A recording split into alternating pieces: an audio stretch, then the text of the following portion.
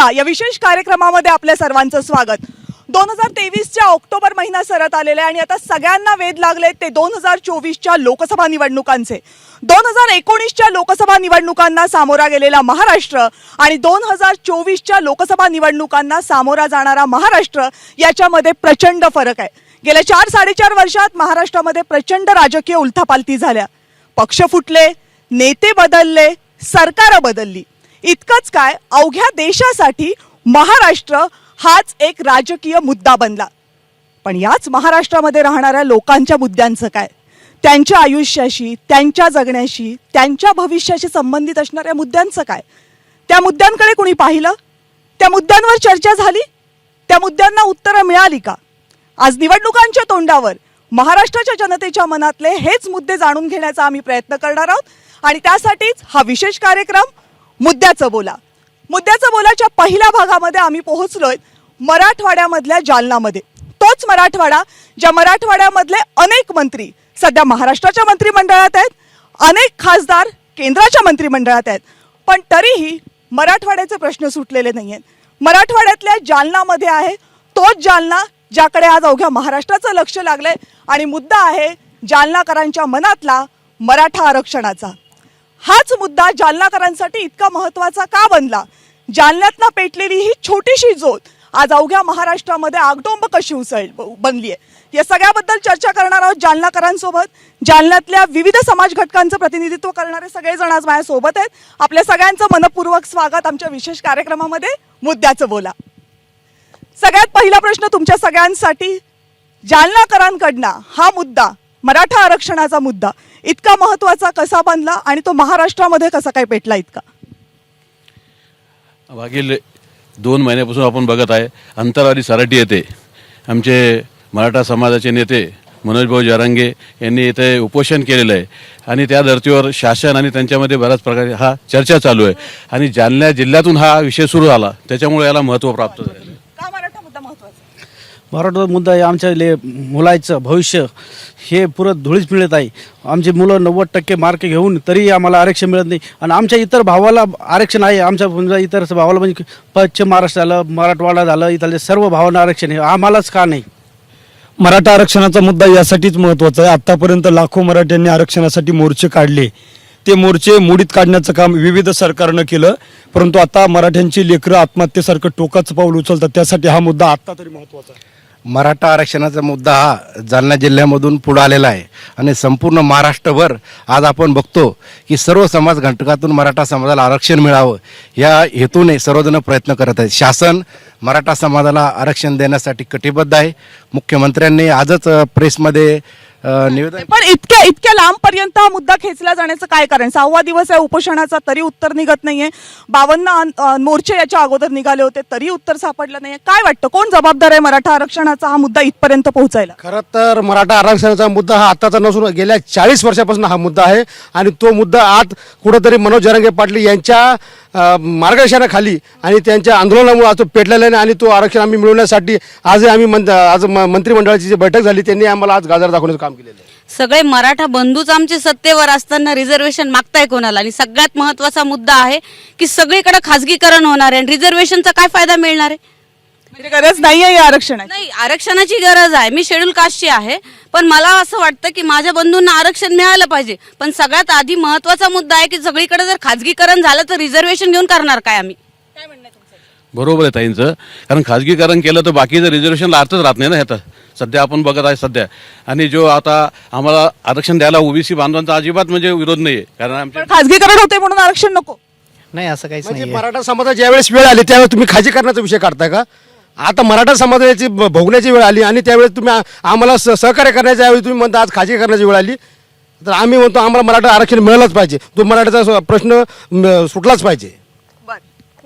सरकार सध्याच्या सिच्युएशनमध्ये मराठा बांधव असो, ओबीसी असो, धनगर असो, फक्त तोंडाचे पानं पुसण्याचं काम करते।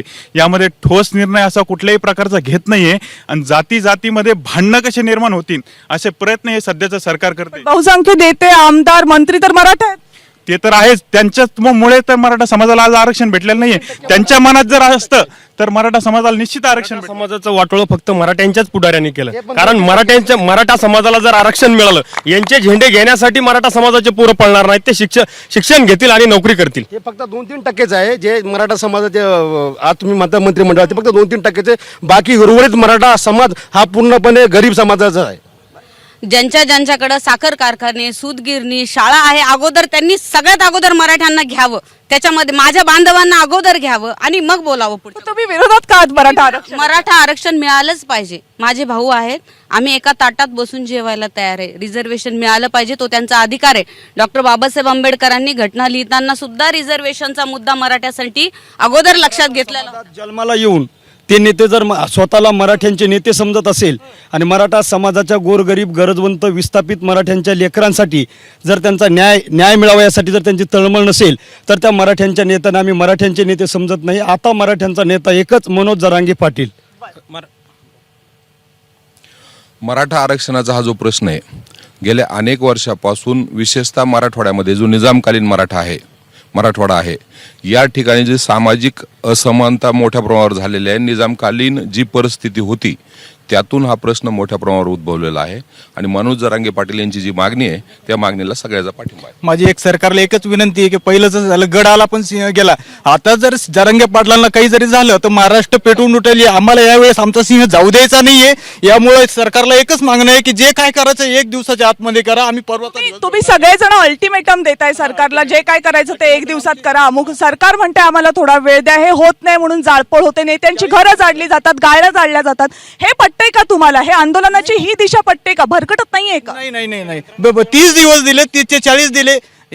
सरकारला माहित होतं 30 दिवसात देता येत नाही, तर मग 30 दिवस दिले कशाला? परत जरांगे पाटलांनी 40 दिले. देशात कायद्याचं राज्य आहे आणि राष्ट्रवादीचे जे लोकप्रिय उपमुख्यमंत्री आहेत अजितदादा, हे देखील मराठा आरक्षणाच्या बाजूने आहेत, सकारात्मक आहेत आणि येणाऱ्या काळामध्ये नक्कीच टिकणारं आरक्षण महायुतीचं सरकार. आंदोलन भरकटते का?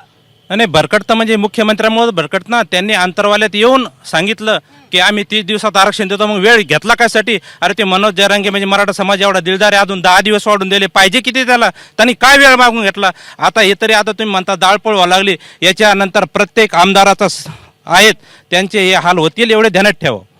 आमचा एवढीच विनंती आहे सरकारला की त्यांनी आता मराठा समाजाचा अंत पाहू नये. मनोज दादाची तब्येत अतिशय खालावत असं आहे की बरोबर आहे, तब्येत खराब होत चालली, हा मुद्दा बरोबर आहे. पण ज्या दिशेला आज आंदोलन चाललंय, कुठेही रस्ते थांबवले जात आहेत, कुणाच्याही गाड्या जाळल्या जात आहेत, अधिकाऱ्यांना रस्त्यावर फिरणं मुश्किल झाले. काय कारण आतापर्यंत आश्वासनं ज्या राज्याच्या मुख्यमंत्र्यांनी दिली तेच राज्याचे मुख्यमंत्री होऊन मराठ्यांच्या क्रांतियोद्ध्याचं उपोषण सोडतात आणि म्हणतात 30 दिवस द्या.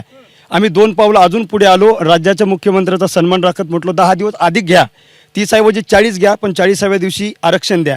त्यांनी पण आज एक पाऊल सरकारने पुढे टाकलं की सरकार म्हणते ना ज्यांच्या नोंदी सापडल्यात त्यांना पाऊल मोहर टाकलं नाही. सरकारनं पहिलं बी ज्याच्याकडे पुरावे त्याला तर ऑलरेडी मिळणारच होती. सरकारचं ते मिळून पाऊल महत्त्वाचं पाऊल नाही महत्वाचं नाहीये सरकारचं.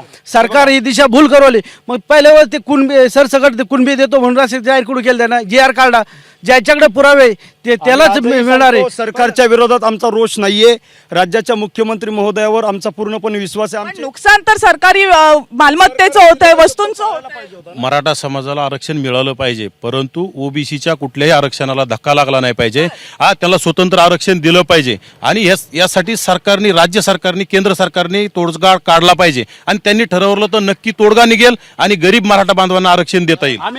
काय आहे मॅडम, सगळ्यात महत्त्वाचं संविधान मानणारे आपण सगळे आहोत आणि संविधानाच्या चौकटी समजून घेऊन मराठा बांधवांचा आरक्षणाचा प्रश्न मार्गी लावण्याबरोबर ओबीसींच्या सुद्धा भावना दुखावल्या. ओबीसीचा एक मुद्दा हा महत्वाचा बनला. याच्यामध्ये ओबीसीचं म्हणणं आहे ओबीसी मधनं द्यायचं. आम्ही ओबीसीचे आमचा व्यवसाय हा शेती आहे. शेती हा आमचा पारंपरिक व्यवसाय असून आम्ही कुणबी हा शेती या विषयाला धरूनच कुणबी होतो. त्याच्यामुळे आमचे इतर भाऊ बी आमचे कुणबीमध्ये आहेत ना. मराठा समाजाला ओबीसीच्या व्यतिरिक्त आरक्षण मागणं चुकीचं आहे. कारण की मराठा समाज ऑलरेडी ओबीसी मध्येच आहे. आज आमचे मी स्वतः आहे, माझी आई ही ओबीसी आहे आणि माझे वडील मराठा आहे. म्हणजे आम्ही आंतरजाती विवाह केलेले आहेत का? आमचे उर्वरित बांधव जे खानदेशमधील असेल ते कुणबी आहे, विदर्भामधले कुणबी आहे, काही कोकण पट्टा आहे आणि आमचं जे आरक्षण आहे हे ओबीसी म्हणून 50%. पण हे जर तुम्ही म्हणत असाल तर त्याला जर कायदेशीर करायचं असेल तर त्याला थोडासा वेळ लागेल ना. तो वेळ का देत नाही? असेल तर त्यांनी वेळ मागवायला पाहिजे होता. 30 दिवसात होणार नाही. मुख्यमंत्री एकनाथजी शिंदेसाहेब हे मराठा समाजाला आरक्षण देण्यासाठी अत्यंत जबाबदारीने काम करत आहेत. जस्टिस शिंदे समितीनं जो अहवाल दिला त्या अहवालाच्या आधारेच उद्यापासून ज्यांच्या कुणबी नोंदी आहेत त्यांना कुणबी प्रमाणपत्र देण्यासाठी उद्यापासून सुरुवात होणार. सगळेजण तेच म्हणतात ना की मुख्यमंत्र्यांनी वेळ दिला आणि त्या वेळेत झालं. आतापर्यंत जेवढे मुख्यमंत्री झाले मराठा समाजाचे मुख्यमंत्री झाले नाही का? मराठा समाजाचे आज मुख्यमंत्री नवीन झाले. शासनाने काहीच केलेलं नाही. मराठा हे जे समाज- ओबीसीतून देते हे पूर्वी आम्हाला भेटतच होतं, त्याच्यासाठी वेगळं काही घ्यायची गरज नाही. आतापर्यंत जेवढे मराठा हा समाजाचे मुख्यमंत्री सरळ सरळ खोटं बोलू राहिलाय. कारण की हे मुख्यमंत्री समिती नेमली कशासाठी? 30 दिवसाचा वेळ घेतला कशासाठी? ही सरळ सरळ मराठा समाजाची मुख्यमंत्र्यांनी केलेली दिशाभूल आहे. हळूहळू भावना जर नसती तर मुख्यमंत्र्यांनी 30 दिवसाच्या 40 दिवसाचा वेळ मागितला नसता. आतापर्यंत हा पहिला मुख्यमंत्री आहे. याच्या अगोदर काँग्रेसचे मुख्यमंत्री झाले.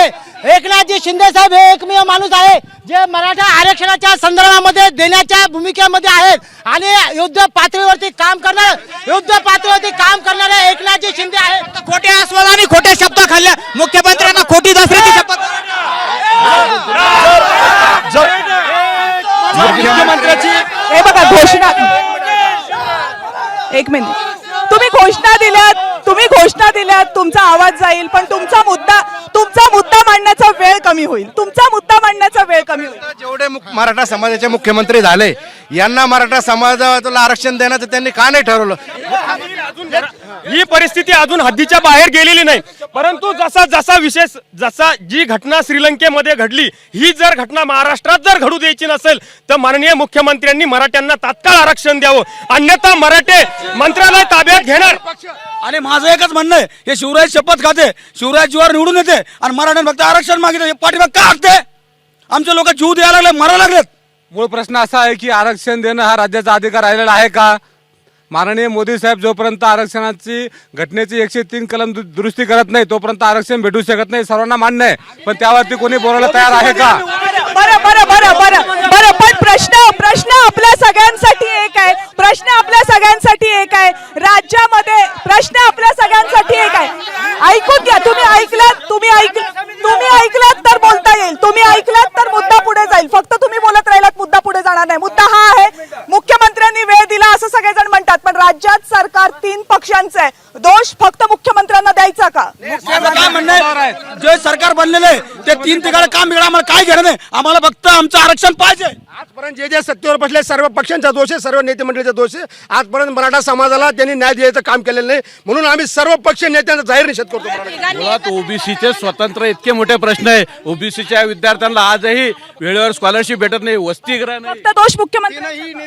ती म्हणजे सारी आतापर्यंत आलेले 4ही पक्षाचे नेते याला दोष स्वीकार आहे. विशेष सत्ताधारी 3ही पक्ष जबाबदारी आणि विरोधातले पक्ष सर्व जबाबदारी मराठा आरक्षण न भेटण्या पाठीमागे.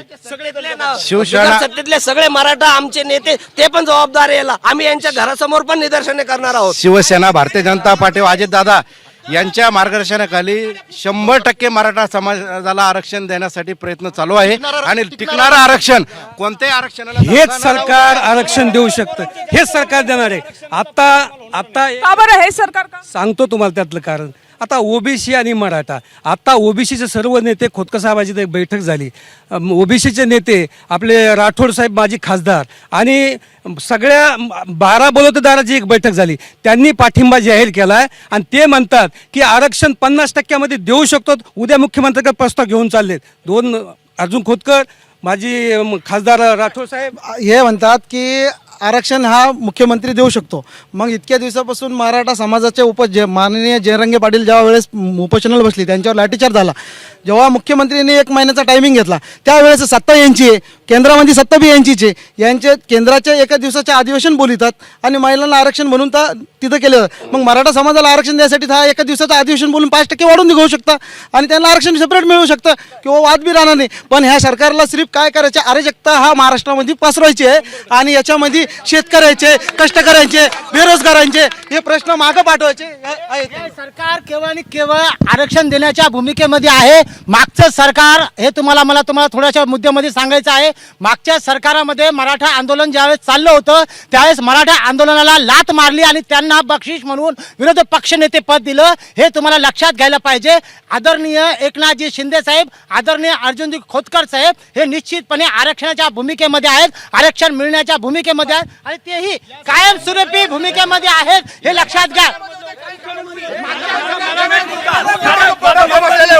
हे पण जे लोकांचे नाव घेते हे लोक पण सत्तेमध्ये होते, यांनी आजपर्यंत मुख गिळून का गप्प बसलेले होते.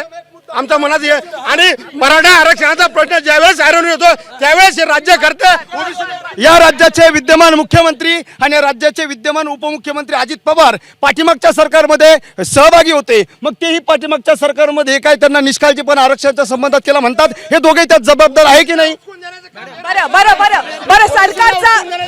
बरं सरकारचा एक मुद्दा आणखीन आहे.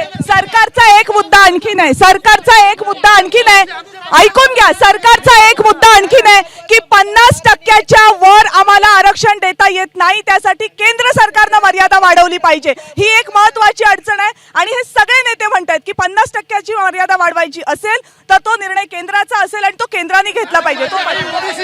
माझी आई ओबीसी आहे, माझे वडील मराठा आहे, मग मी कोणत्या जातीचा आहे?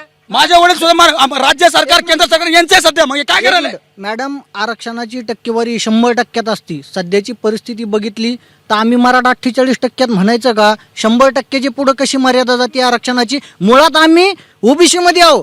जे सरकारनं एक हे चालवलेलं आहे आणि ओबीसी नेत्यांना मराठा समाजाच्या आरक्षणावर भडकवण्याचं काम केलंय.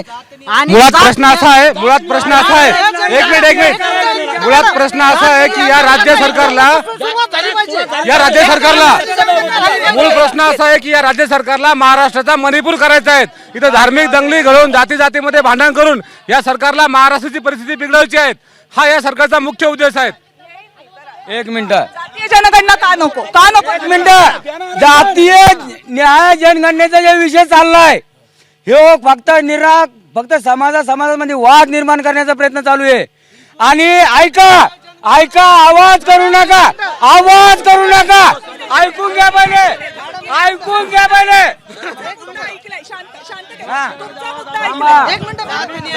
जात न्याय जनगणना जर केली तर हा मुळात सगळं प्रश्न संपून जाईल आणि सगळ्यांना न्याय मिळेल. त्यामुळं सर्व पक्षांची जात न्याय जनगणनेला आमचं समर्थन आहे.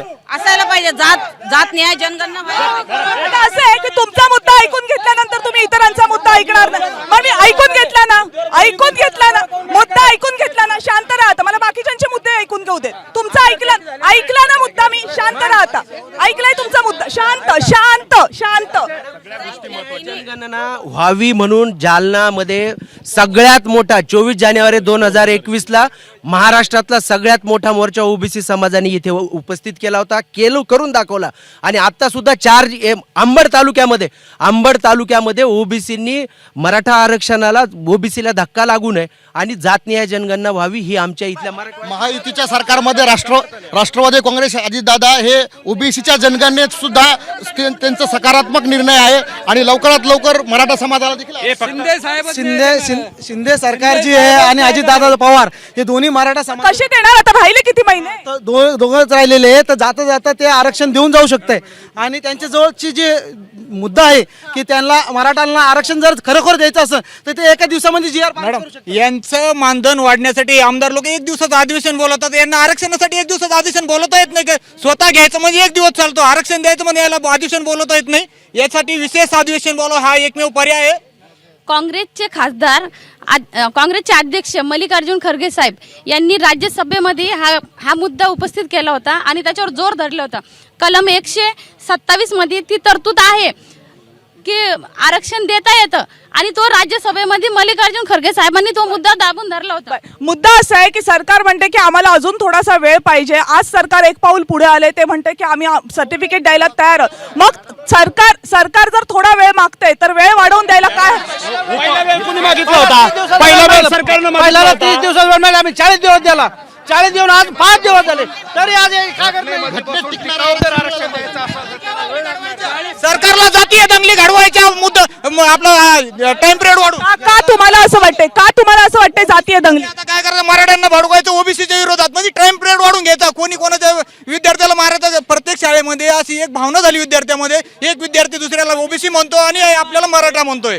एकाला दप्तर हा भेटतं, मुद्दा खरा आहे. एकाला फुकट पुस्तकं भेटतात, एकाला भेटत नाही. ही भावना सर्वसामान्य 4वी-5वीच्या मुलाच्या डोक्यामध्ये फीड झाली. त्यामुळे आम्हाला आरक्षण पाहिजे, समान हक्क आम्हाला या ओबीसी मधूनच पाहिजे. आरक्षणाचा मुद्दा 40 वर्षाचा आहे. बरं, ओबीसीच्या नेत्यांना एक तुम्हाला प्रश्न. आरोप होतोय की सरकार जातीय दंगली पेटवायचा प्रयत्न करतो, यांच्याकडनं आरोप होतोय. सरकारमधील काही प्रस्थापित नेते मंडळी जाती दंगली पेटवण्याचा प्रयत्न करत आहे, परंतु आम्ही भुजबळ साहेबांवर विनाकारण आरोप करण्याचं काम करतोय. कारण की ओबीसी समाज कुणावर दाब टाकणारा दहशत निर्माण करण्याची भाषा आणि लोकसंख्येच्या बळावर जर तुम्ही आम्हाला दाबवायचा प्रयत्न केला, ओबीसी मधले सुतार नावी बरं, अगदी शेवटच्या वेळ संपलेली आहे. अगदी शेवटचा दहशत माजवण्याचा प्रयत्न होतोय संख्याबळाच्या जोरावर. बिलकुल नाही. आम्ही मराठा सगळे मोठे भाव दहशत माजवण्याचा प्रयत्न होतोय मराठा समाजाकडून. 1.5 कोटी मराठे जमले त्या दिवशी. मराठा समाजाकडून दहशत माझा प्रयत्न नाही बघा, यांना सिर्फ काय आरक्षण जे आहे ना, आरक्षण हे देऊ शकते, पण सुशिक्षित बेरोजगार 10 मिनिटापूर्वी आम्ही सगळे सोबत बसलो होतो, त्यावेळेस व्यवस्थित सोबत होतो. आता सगळे भांडवल तयार झाले, याचा अर्थ यांना आम्हाला टार्गेट करायचंय. वेळ संपलेली आहे. हे बघा मॅडम, हे आरक्षणाचं आपलं याच्या दिलेलं आहे. हा मुद्दा घ्या. लोकसंख्येच्या अर्ध आरक्षण दिलं जातं, मग या 50% आरक्षण दिलं जातं, मग याच्यात 150% कशी व्हायला लागली? 91ला जेव्हा आरक्षण द्यायला गेलं तेव्हा कोणती जनगणना केली गेली? कोणती गेली सांगा. मंडल आयोगाने कोणत्या शिफारशी? म्हणजे थोडक्यात असं आहे, आरक्षण, मराठा आरक्षण हा मुद्दा एक आहे, पण या आरक्षणाला संबंधित अनेक मुद्दे आहेत ज्या मुद्द्यांची उत्तरं मिळालेली नाहीयेत. मनोज जरांगेंच्या आंदोलनानं आरक्षण मिळालं तरीही या सगळ्या मुद्द्यांना उत्तरं मिळतील असं नाहीये. त्यामुळे आरक्षणाचा मुद्दा तीव्र झालाय आणि त्याचे पडसाद महाराष्ट्रभर उमटत आहेत. जालन्यामधनं मराठा आरक्षणाच्या या आंदोलनाचा मुद्द्याचा बोलामध्ये आपण घेतला आढावा. बर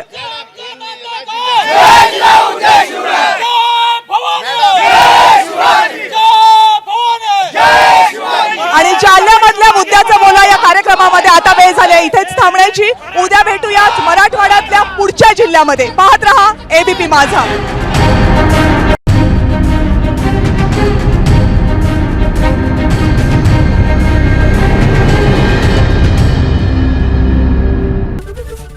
एबीपी माझा, उघडा डोळे बघा नीट.